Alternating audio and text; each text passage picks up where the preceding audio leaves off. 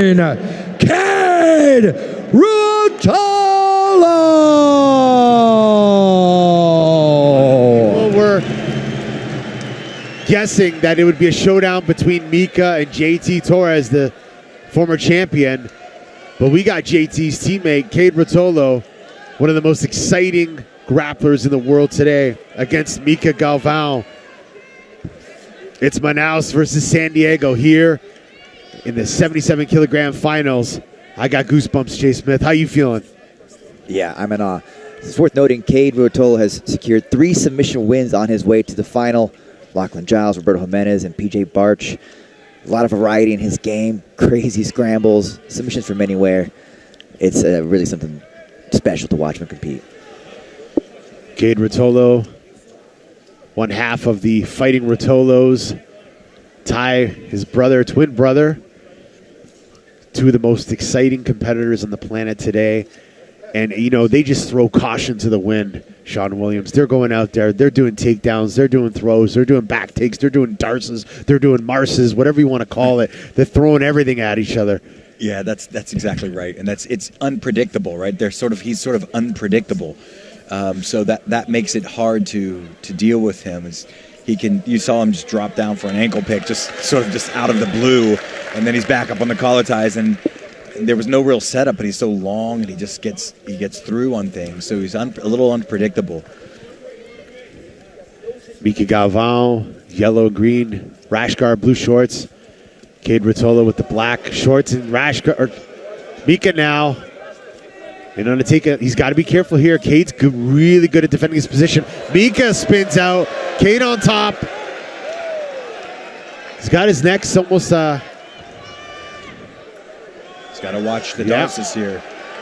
It's something that he specializes in. Mica controlling the arm of Cade Ruotulo, trying to prevent that darce as Sean Williams is calling. Pushing it away. Making space. Cade now using that right knee. Inch closer, gets crossface on Mica Galvão, does Cade Ruotulo.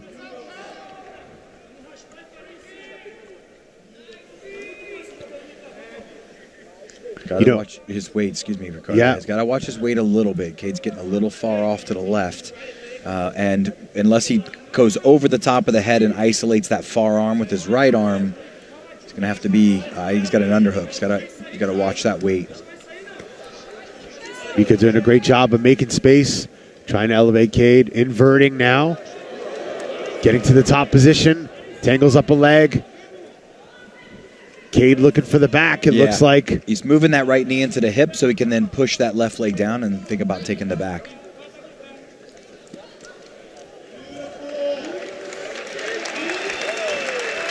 Cade's counter ability, I want to say, is just next level. I would say that it's arguable he's the best. The two brothers are the best too at that counter, that particular counter, that back take off of heel hook opportunity. You know, I can't remember the last time we've seen Mica Galvão in any sort of bad position, but every time he's there, he works his way back to a guard, extends his legs, pushes Cade away. Now he's coming back on top.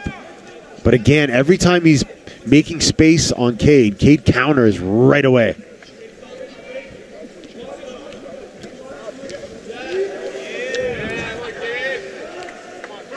Ruotulo is known for their foot stomp passing system, which forces their opponents to normally try to attack their legs with their arms, which sets up the darces and anacondas that they love to do.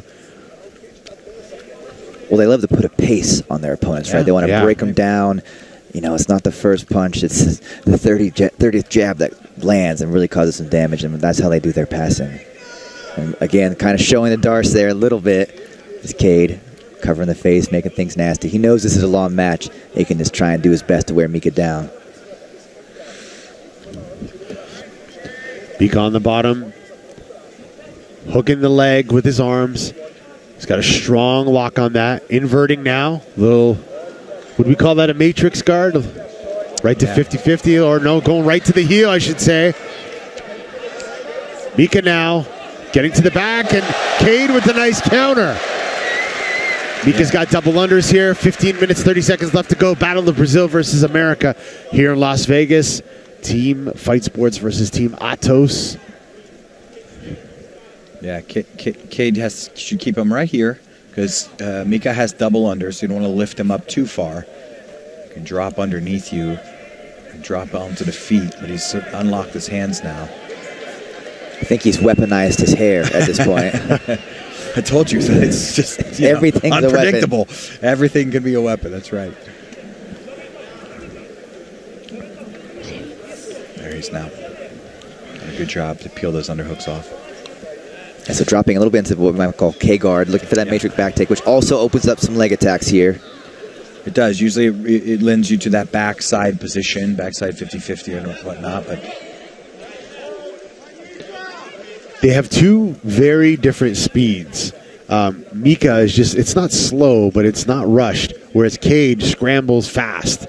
But every time Mica does transition, he's able to just slip right into another one, whereas Cade is a little bit more dynamic with his passing and counters and back takes.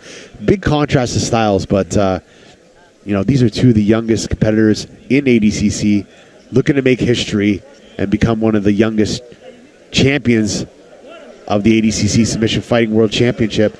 Look at how Mica just constantly recovers, and Cade just does not stop moving on the top. Yeah, Cade is doing an excellent job of keeping his legs safe, even though Mica's has a lot of offensive opportunity here. But Cade keeps freeing his legs, keeping them on the insides, grabbing the ankles with his wrist, keeping them. He's doing a good job. Now there is a potential that if Mica can go get his bottom leg underneath like this, so false street position. He had that over the overwrap of the other leg, which would have been interesting. He's going for a calf. There is slicer. A calf slicer here from that position too. Mica in on deep there. This is a good counter for Cade, though. The problem with that calf slicer is that you can leave your other leg open for an attack, and that's kind of what's going on right now. Is that you have to be a little cautious of that. Because if you have a flexible quad, that can be hard to get finished in. Cade just reefing on that heel there. And it's a good attack on Cade has. He could also switch to a toe hold attack.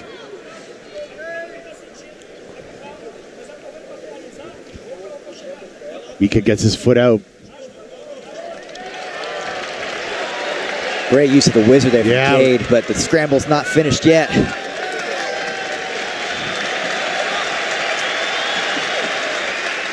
There it is, foot stomp passing in play by Ruotulo. Mica sat up and stretched his arm for a second, and I think he remembered he's got to be careful because the darts could come at any moment. And the craziest thing is, if Mica reverses him for a clean sweep or a clean takedown, he ends up on side. He's got to watch out for buggy jokes. Yeah, either one of these guys can snag a submission in the blink of an eye.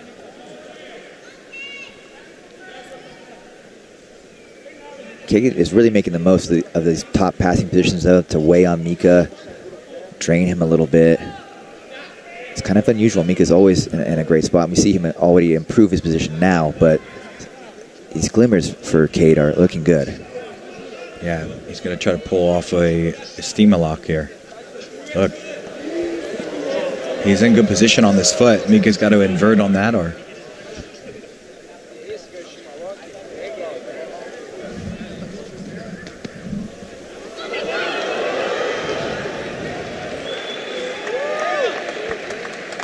Mica doing such a good job of inverting, tangling the leg, but he's just not able to stabilize and finish those sweeps. Attacking the leg is Mica Galvão there. Cade rotating out. Little back step action there. Mica doubling down, going belly down here. Yeah, straight Achilles lock. Probably could use a little more bridging power there. Maybe put the feet to the hips. Yeah, Cade and just the Ruotulos in general, their knees, they just looks like they can slip out of anything. Very flexible hips. 10 minutes, 40 seconds left in this match. We're going to reset this in the middle. And this is one thing that Ruotulos both love to do. If they get to that north-south position with no connection, they will back away and actually make their opponent use more core strength to try and keep some kind of frame in place. It's pretty unique to them and very, very draining. 10 minutes, 25 seconds left in this match. Battle of Fight Sports versus Atos, Brazil versus America at the 2022 ADCC World Championship. And either Mica or Cade will become the youngest ever champion of ADCC in this weight class. This is shades of Ty Ruotulo, Mica Galvão, when Ty was trying to get to north-south standing, unable to commit. Points are on. Could see a change of pace here.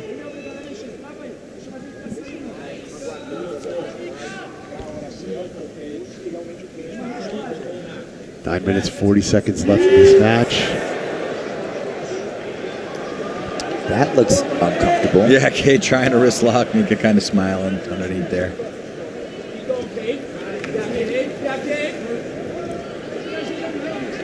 Cage is sliding knee slide just like out of nowhere. Just like a baseball slide with that. Drops the knee right through the legs.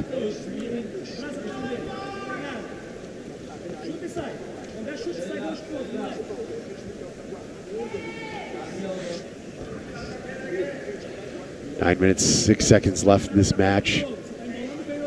Cade Ruotulo taking a page out of Kainan Duarte's book, controlling the wrist from the top position, trying to prevent Mica to underhook his left leg with that right hand so he can complete his pass.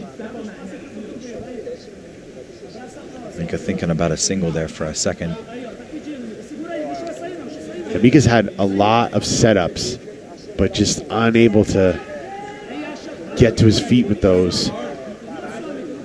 And I think even if he does, he runs the risk of Cade just scrambling right out. So he's got to be careful.